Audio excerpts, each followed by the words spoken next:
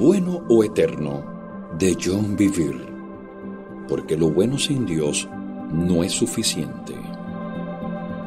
Capítulo 13. Nuestra motivación. Por lo tanto, siempre les recordaré todas estas cosas, aun cuando ya las saben y están firmes en la verdad que se les enseñó, y es justo que deba seguir recordándoselas mientras viva, pues nuestro Señor Jesucristo me ha mostrado que pronto tendré que partir de esta vida terrenal. Así que me esforzaré por asegurarme de que siempre recuerden estas cosas después que me haya ido. Segunda de Pedro 1, 12 al 15, nueva traducción viviente. Consideramos el caer de la amistad de Dios la única cosa terrible, y consideramos convertirnos en amigos de Dios lo único digno de honor y deseo. Gregorio de Niza.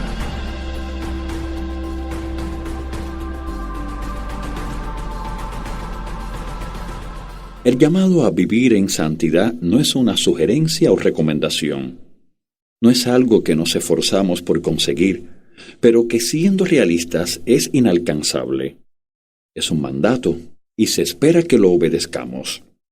El apóstol Pedro dejó claro que la reiteración de verdades críticas y mandatos que hizo nuestro Señor Jesucristo es vitalmente importante. El concepto de ser recordado se menciona 3 veces en los 4 versículos anteriores.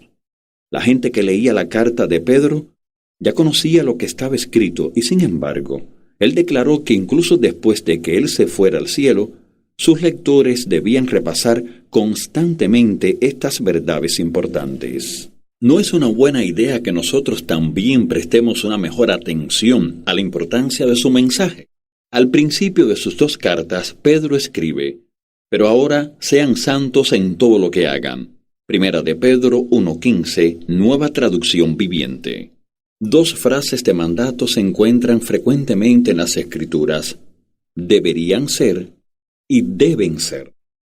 Somos sabios si obedecemos los deberían.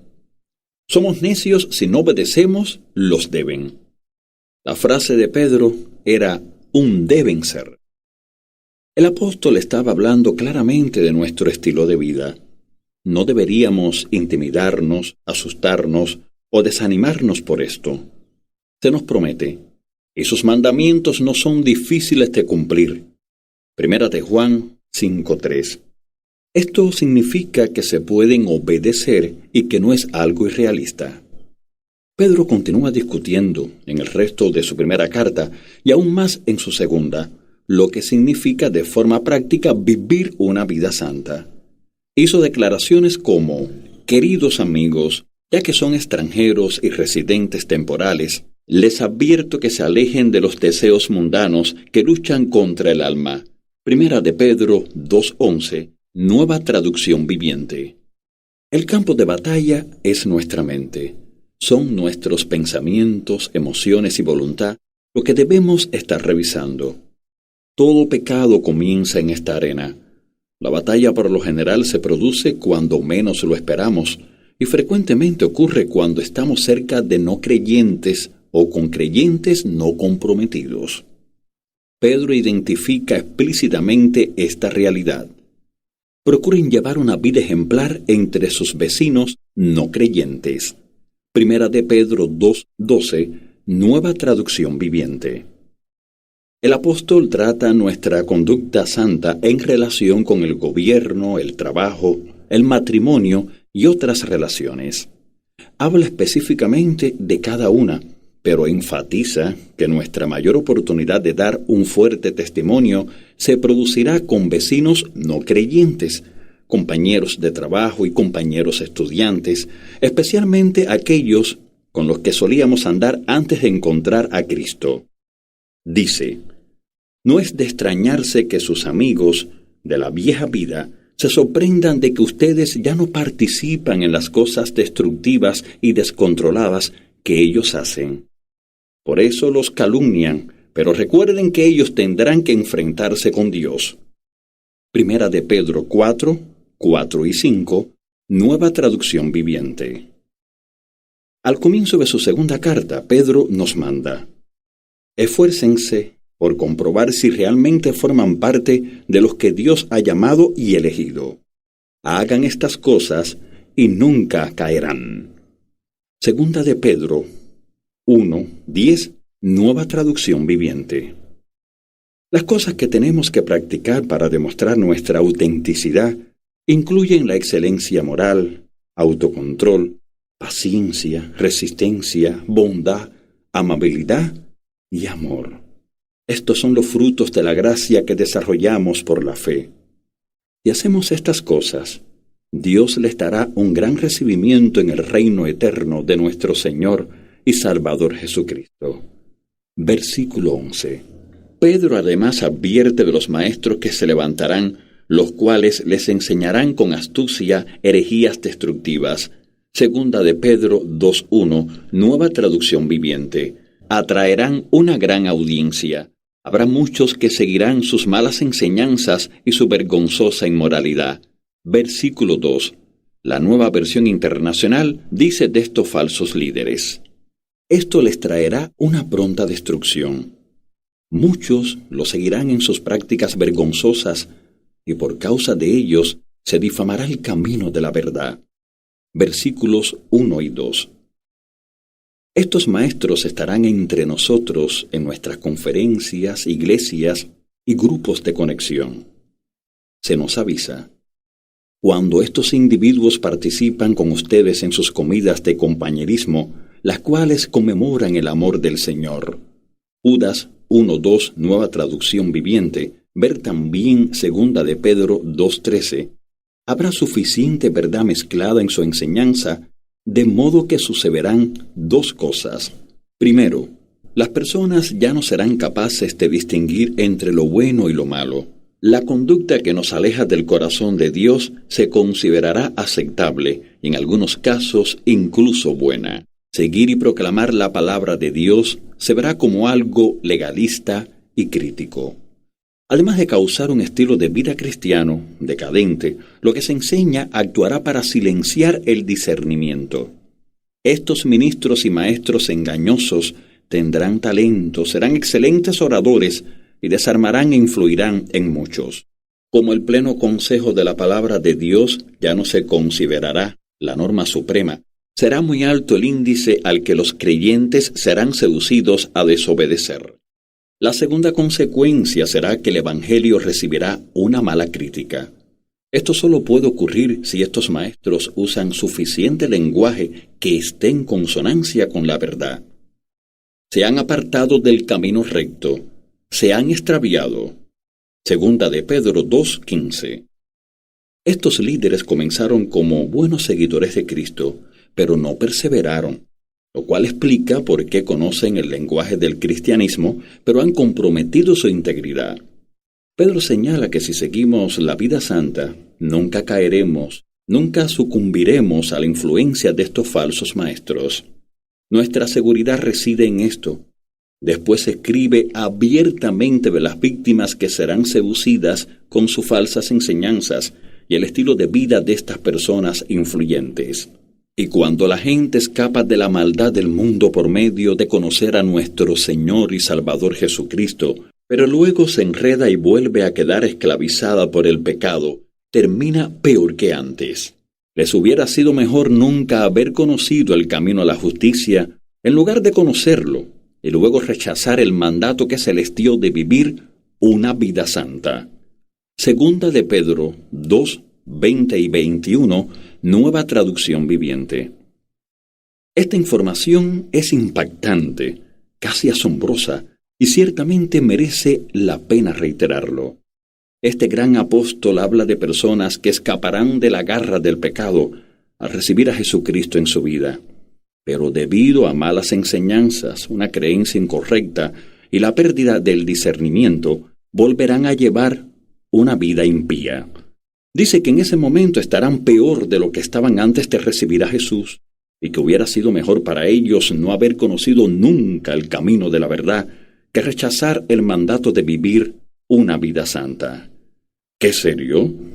De nuevo, vemos que es un mandato a vivir una vida santa, y un mandato clave. Dos fuerzas invencibles. Los mandatos del Señor no son difíciles de cumplir debido a que nuestra nueva naturaleza, unida al empoderamiento de la gracia, nos permite cumplirlos. Pero seamos realistas. Puede que tengamos esta capacidad, pero ¿qué nos motiva a cumplir el mandato de vivir una vida santa en el fragor de la batalla? La respuesta es dos fuerzas invencibles. Permíteme establecer mi explicación de la primera fuerza con una historia. Cuando era pastor de jóvenes allá por los años de 1980, me estaba preparando para hablar en nuestra reunión semanal. Sentí que el Señor quería hablarme, así que me acallé y oí en mi corazón. Lee Juan 14:15. No tenía ni idea de lo que decía Juan 14:15, así que acudí rápidamente a verlo y observé que en mi Biblia comenzaba con un nuevo párrafo. Leí las palabras de Jesús. Si me aman, obedezcan mis mandamientos. Después leí desde el versículo 15 hasta el 24. Todos estos 10 versículos estaban relacionados con el versículo 15. El tema de esta sección es obedecer las palabras de Jesús. Lo que entendí de estos versículos fue simple. Obedeciendo mis mandamientos demuestran que me aman. Después de leer el último versículo, el Señor habló a mi corazón. ¿No lo has entendido? Vuelve a leerlo. Volví a leer los 10 versículos. De nuevo el mensaje parecía ser: obedeciendo mis mandamientos demuestran que me aman. De nuevo oí la voz de Dios. ¿No lo has entendido? Vuelve a leerlo. Ahora mi curiosidad realmente era grande. Leí de nuevo los 10 versículos solo para volver a oír al Señor dando el mismo mensaje. Léelo otra vez. Después que eso sucediera 7 u 8 veces, mi frustración aumentó. Decidí reducir el paso y leer estos 10 versículos a paso de caracol. Leía: sí, después me paraba, lo decía en voz alta y pensaba en ello. Después pasaba a la siguiente palabra, y repetía el mismo proceso. Seguía así hasta el final del versículo, lo cual me llevó mucho tiempo. Tras 15 minutos aproximadamente, terminé finalmente los 10 versículos e inmediatamente oí decir al Espíritu: ¿no lo has entendido? Vuelve a leerlo. Exasperado clamé: Señor, por favor, perdona mi ignorancia. Debo ser estúpido. Abre mis ojos para ver lo que tú estás diciendo. Después leí de nuevo el versículo 15. Si me aman, obedezcan mis mandamientos. Observé que había un asterisco junto a la palabra obedezcan. Fui a la nota de referencia al margen de mi Biblia y leí que la traducción más exacta sería obedecerán. Tras sustituir esta palabra en el lugar de la palabra obedezcan, el versículo ahora decía: si me aman, obedecerán mis mandamientos. Cuando lo leí así, se produjo una explosión dentro de mí. Ahora lo veía. Entonces oí decir a Dios: John, no estaba diciendo que si obedeces mis mandamientos demostrarás que me amas. Yo ya sé si me amas o no. Estaba diciendo que si te enamoras locamente de mí, te sentirás motivado a obedecer mis mandamientos. Mi entendimiento original había sido legalista. La nueva perspectiva tenía que ver más con una relación de amor, que es la clave para la motivación. Amor apasionado. Permíteme ilustrarlo. ¿Alguna vez te has enamorado? Cuando yo estaba comprometido con mi esposa Lisa, estaba locamente enamorado de ella. Ella estaba constantemente en mi mente. Hacía cualquier cosa para pasar tiempo con ella. Recuerdo una ocasión en que estuvimos juntos durante horas. Finalmente le dije adiós, pero Lisa me llamó poco después y me dijo: John, te dejaste tu chaqueta en mi casa. Me emocioné de habérmela olvidado porque eso me daba la oportunidad de verla otra vez. Respondí: bueno, imagino que tendré que volver a buscarla. Ambos nos reímos. Eso nos llevó a pasar varias horas más juntos. Si Lisa necesitaba algo sin importar la inconveniencia, lo conseguía para ella si era posible. Si me hubiera llamado en mitad de la noche y dicho: cariño, quiero un cono de helado, yo le habría respondido, ¿de qué sabor? Estaré ahí en 5 minutos. Habría hecho cualquier cosa por cumplir cualquier deseo que ella tuviera o cualquier petición que me hiciera. Este es el punto esencial. Tu deseo era para mí un agradable mandato. Debido a mi intenso amor por Lisa, era un gozo hacer cualquier cosa que ella deseara. Lo que ella pedía nunca era fatigoso. Yo no respondía a sus deseos para demostrar que la amaba. Lo hacía porque estaba enamorado de ella. Esto ilustra lo que Jesús estaba diciendo. Debido a un intenso amor por Él, encontramos nuestro deleite cumpliendo sus deseos. Su palabra no es restrictiva o fatigosa, sino es nuestra pasión que nos consume. Avancemos unos pocos años en mi matrimonio, me involucré mucho en la obra del ministerio y sin darme cuenta mi amor por Lisa comenzó a desvanecerse. Ahora el deseo de Lisa ya no era mi mandato. A menudo era un inconveniente y a veces era fatigoso. Tenía una actitud totalmente distinta al servirla. Ya no lo hacía con emoción como sucedía cuando estábamos comprometidos. Ya no era, ¿de qué sabor? Estaré ahí enseguida. Era, ¿en serio, cariño? Tengo muchas cosas que hacer. No buscaba oportunidades de pasar tiempo con ella. Pasaba tiempo con ella porque era lo correcto. Mi nueva pasión era mi trabajo.